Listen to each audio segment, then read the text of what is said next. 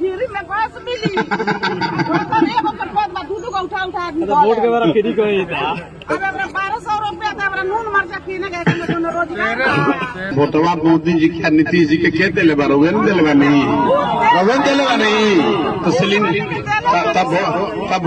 वोटवा रवा दिले बा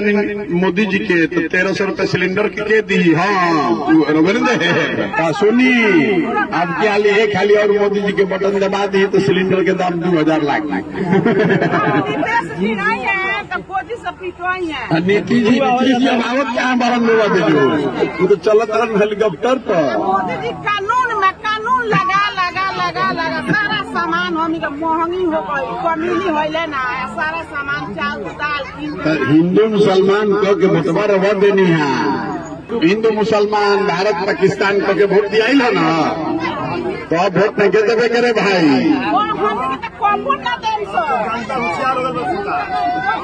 होशियार हो कि जानवर के हाथ जोड़ता नहीं आपन और अपन लड़कन के चेहरा देख के वोट करेंगे।